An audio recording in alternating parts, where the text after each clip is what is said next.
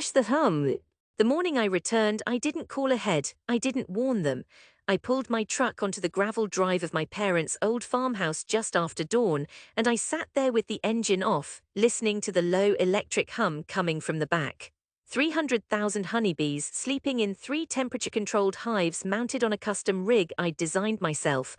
I watched the barn door open. My father stepped out first, coffee cup in hand, and froze. 3 years earlier I hadn't frozen, I'd shattered. The lecture hall was full, journalists, colleagues, my entire research team seated in the front row. Dr. Ellen Marsh, lead hydrologist, accused of falsifying groundwater contamination data to secure grant funding. My own postdoctoral researcher, a kid I'd mentored for 2 years, stood at the podium with printed spreadsheets and a practiced frown, explaining how I'd manipulated the narrative for personal glory. I sat in the back row and said nothing. Not because I had no defense, I had plenty. The data was real, the contamination was real, but the damage was instantaneous and total. Trust is a glass house, and someone had thrown stones through every window at once. The university launched an investigation. My name became a footnote in department meetings. Ellen, the one WHO Chinese letter, Chinese letter, Chinese letter, Chinese letter. The word spread faster than any truth ever could. Within 3 months I was out, not fired exactly, just no longer included. I went home to regroup. I told myself it was temporary. My mother made pot roast that first night, and my father asked over carving whether I was finally going to get a real job. Your cousin Marcus finishes law school this spring, he said. Good, steady profession, makes money. What do you have? A bunch of water charts and a reputation for cheating. It's a lie, I said. I didn't falsify anything. My brother Derek laughed, not a cruel laugh exactly, worse, a pitying one. Come on, Ellen, always the victim, always the exception. Maybe you should just accept it. You were never as good as you thought you were. My mother changed the subject to the weather.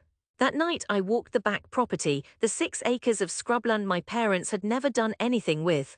It was February and the soil was deadite, compacted, stripped of anything that might once have lived in it.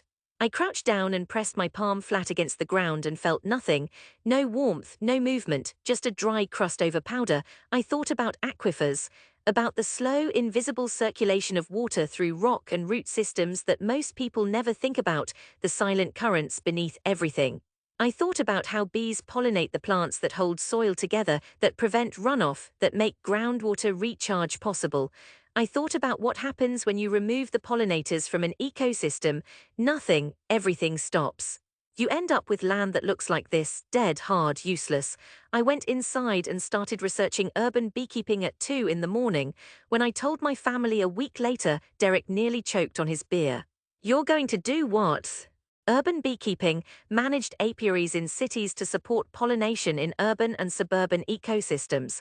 It's been proven to increase local biodiversity, improve soil health, restore water tables over time. It's bee farming, my father said flatly. It's a hobby for people who don't want real work. It's environmental restoration. It's a joke, my mother added, not looking up from her crossword. You've lost your job and now you want to keep bees in the city. Like some little old lady with a hat. I packed my car that night. I drove to a small town 3 states away, rented a converted warehouse with the last of my savings, and ordered my first nuc of bees from a breeder in Montana.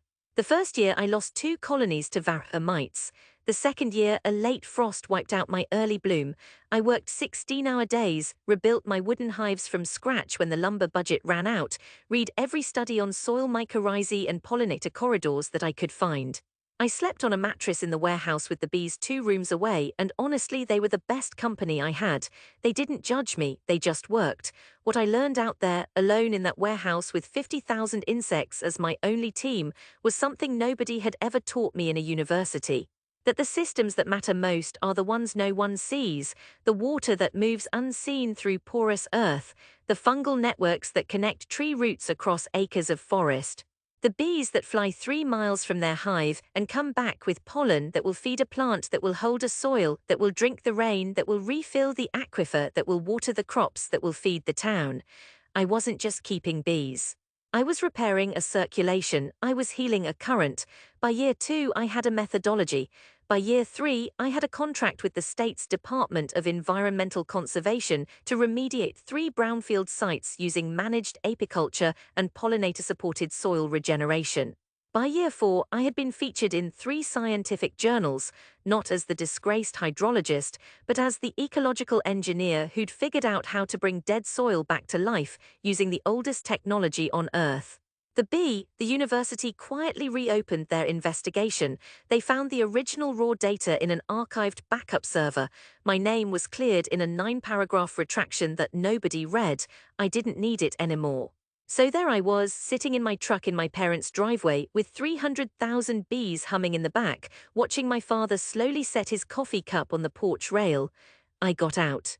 I walked around to the back, opened the doors, and the hum grew louder, a living, breathing sound, deep and warm like the earth itself was speaking. "What is that?" he said, walking toward me now, squinting. "These are Apis mellifera ligustica, the Italian honeybee." I pulled out a frame, heavy with comb, golden and trembling with activity. "This is what I do now, Dad." My mother appeared in the doorway, Derek behind her. "This is what an embarrassment looks like," I said. I wasn't cruel when I said it, I was accurate. I held up the frame. "This hive will pollinate every flowering plant within a 2-mile radius this season. That means stronger gardens for your neighbors, healthier soil in the county's conservation plot down the road, more groundwater recharge because healthy soil holds water instead of letting it run off. It's not a joke, it's not a hobby. It's infrastructure." No one spoke. I set the frame back in the hive gently and closed the doors. "I've restored 400 acres across 3 states. I employ 19 people. I gave a talk at the EPA last month." I looked at Derek. "I wasn't a fraud, I never was. The investigation cleared me 2 years ago. I just didn't think you cared enough to notice." My mother opened her mouth and closed it. My father looked at the truck, at the hives, at me. His jaw worked silently, the way it does when a man is trying to rearrange his understanding of the world to make room for something that doesn't fit what he already decided was true. "We didn't know," he finally said, "about the investigation. You didn't ask." The silence that followed was the loudest thing I'd ever heard in that driveway. I leaned against the truck. The morning sun was warm on my face, and somewhere in those hives, thousands of bees were doing what they've always done, moving quietly from flower to flower, doing work that most people will never see or thank them for, keeping the whole damned system alive. I didn't come back to gloat, I came back because this is still my land, these are still my people, and maybe something I've built can do some good here too. "I'm going to set up 2 hives on the back property," I said. "The soil here is dead, I can fix it." My father looked at the scrubland behind the barn, the same land I'd crouched on 3 years ago, pressing my palm to hardpan, feeling nothing. "Okay," he said quietly, not enthusiastic. Not apologetic, just okay, it was enough. I got back in the truck and drove around back to start unloading. In the rearview mirror, I watched my father walk to the edge of the porch and stand there watching me, while the hum of my bees faded into the tree line and the morning air filled with the sound of something quietly, stubbornly coming back to life. That's the thing about silence, about currents you can't see, about the slow, invisible work of healing what everyone said was hopeless. It's still working even when nobody's watching. And one day, the whole world wakes up and realizes the garden is in bloom.